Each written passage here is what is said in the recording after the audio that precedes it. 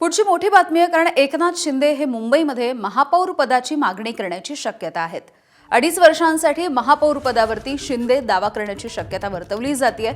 मुंबई महानगरपालिकेमध्ये सत्ता स्थापनेसाठी भाजपला शिंदेंच्या शिवसेनेची गरज आहे.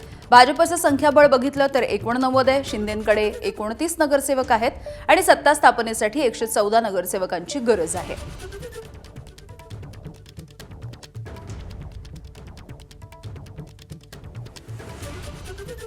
तर शिंदेंनी 2.5 वर्ष महापौर पदाची मागणी केल्याची ही जी चर्चा होतीये त्यावरती राज्याचे महसूल मंत्री चंद्रशेखर बावनकुळे यांनी नेमकं काय म्हटलंय आपण बघूया.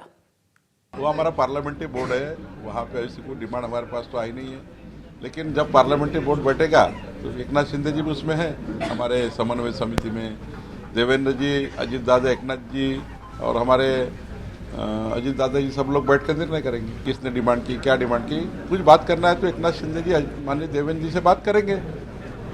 कुछ बात होनी है या करनी है तो मीडिया से थोड़ी होती है, पत्रकारिता से थोड़ी होती है, इलेक्ट्रॉनिक मीडिया में थोड़ी होगी. वो होगी एकनाथ जी और देवेंद्र जी बैठेंगे तब. मुंबईमध्ये महायुतीला बहुमत मिळालं, मात्र महापौर नेमकं कोण होणार याचा पेच अद्यापही कायम आहे. अशातच ठाकरेंच्या शिवसेनेचे खासदार संजय राऊत यांनी एक सूचन विधान केलंय. शिवसेनेचा महापौर व्हावा यापेक्षा भाजपचा महापौर होऊ नये असं उद्धव ठाकरे यांचं मत असल्याचं वक्तव्य संजय राऊत यांनी केलं.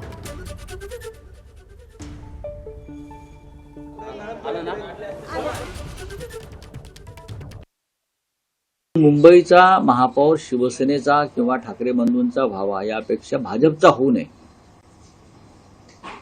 ही सगळ्यांची भावना आहे. आणि देवाची इच्छा असेल तर शिवसेनेचा महापौर बसू शकतो. काल मी सकाळी राज ठाकरे साहेबांची भेट घेतली. काल उद्धव साहेब आणि राज साहेब यांच्यात पण दूरध्वनीवर चर्चा झाली. अनेकांशी चर्चा सुरू आहेत. आम्ही सध्या तटस्थपणे या सगळ्या हालचालीकडे पाहत आहोत, पण पडद्यामागे बऱ्याच गोष्टी घडत आहेत. दावा म्हणण्यापेक्षा जे आकडे आहेत ते आकडे जवळजवळ समसमान आहेत ना. 4चा फरक आहे. 4चा एवढा मोठा आंतरराष्ट्रीय पक्ष, जगातला सगळ्यात मोठा पक्ष, प्रचंड ताकद, प्रचंड पैसा, सत्ता याचा वापर करून पण त्यांना फक्त 4चंच बहुमत मिळालंय. आणि मी तुम्हाला एक ऐतिहासिक सत्य सांगतो. तुमचं बहुमत किती मोठं असू द्या किंवा छोटं असू द्या, बहुमत हे चंचल असतं. हे लक्षात घ्या. बहुमत हे चंचल असतं, पाऱ्यासारखं. ते इथून तिथे, तिथून इथे कधी सरकू शकतं. तुम्ही किती काळ कोंडून ठेवणार हा माझा प्रश्न आहे. तुम्ही किती काळ कोंडून ठेवणार. जे नगरसेवक तुमचे आहेत ते मूळचे शिवसेनेचेच आहेत आणि त्यांना सुद्धा मनामध्ये, आमच्यापर्यंत जे संदेश येत आहेत त्यांच्या मनामध्ये सुद्धा मराठी अस्मितेची ज्योत किंवा मशाल ही धगधगते आहे. भारतीय जनता पक्षाचा महापौर होऊ द्यायचा नाही हे जवळजवळ सगळ्यांनी ठरवलेलं आहे. ठीक आहे, बघू ना काय होतंय ते. आणि जरी तुम्ही किती कोंडून ठेवलं तरी इतकी साधनं असतात संपर्काची, दळणवळणाची, संदेश देण्याची, त्यानुसार संदेश येतच असतात. तर खासदार संजय राऊत यांनी हे वक्तव्य केलेलं आहे आणि त्यांच्या वक्तव्याची खासदार नारायण राणे यांनी मात्र खिल्ली उडवली. आता देवावर हे झालं काय, विसंबून राहिलं. देवाकडे हात जोडले ना आतापर्यंत काही देवासाठी. कसा महापौर आकाशातून येईल की काय. संख्या बघ म्हणा जरा, एवढा फरक कसा का भरून काढणार.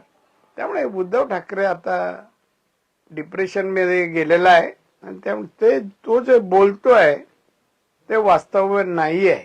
आणि महाराष्ट्रात जवळपास 25 महानगरपालिकेत सत्ता आली. आता तरी मला शहाणा बना ना, काय आहे गरीब असा ना. ठाकरेंच्या शिवसेनेकडून शिंदेंच्या नगरसेवकांना संपर्क साधण्याचे प्रयत्न होत असल्यामुळे शिंदेंनी आपल्या नगरसेवकांना हॉटेलमध्ये ठेवलं अशी चर्चा होतीये. ठाकरेंच्या हालचालींमुळे शिंदेंना धोका आणि संधी देखील मिळू शकते अशी देखील चर्चा आहे. बार्गेनिंग पॉवर वाढल्यामुळे शिंदेंनी भाजपकडे महापौर पदाची मागणी केली आहे का असाही प्रश्न सध्या उपस्थित होतोय. स्थायी समितीसह इतर महत्त्वाच्या समित्यांवरती देखील शिंदेंची शिवसेना सध्या दावा करण्याची शक्यता आहे. खरं तर शिंदेच्या शिवसैनिक जे आहेत किंवा शिंदेचे जे उमेदवार निवडून आलेले आहेत, जे नगरसेवक झाले आहेत, त्या सगळ्यांना ताज लँड्स एंड हॉटेलमध्ये ठेवलंय आणि याच हॉटेलमध्ये आम्ही जेवायला जाणार आहोत, अशी प्रतिक्रिया संजय राऊत यांनी दिली आहे. ते कोंडलेले नगरसेवक जे आहेत विकासासाठी त्यांना बाहेर काढा. तुमच्याच पक्षाचे, तुमच्या अमित शहांच्या पक्षाचे काय 25 नगरसेवक जे कोंडून ठेवलेले आहेत ताज लँड्स नावाच्या हॉटेलमध्ये बंद करून आणि बाहेर चौकी पहारे बसवलेले आहेत खाजगी, त्यांना आधी बाहेर काढा अशी माझी त्यांना विनंती आहे. त्यांना मोकळं करा, त्यांना मोकळा श्वास घेऊ द्या या मुंबईमध्ये स्वतःच्या. राज्याचे मुख्यमंत्री म्हणून तुम्ही ताबडतोब पोलीस आयुक्तांना आदेश द्या बरं का.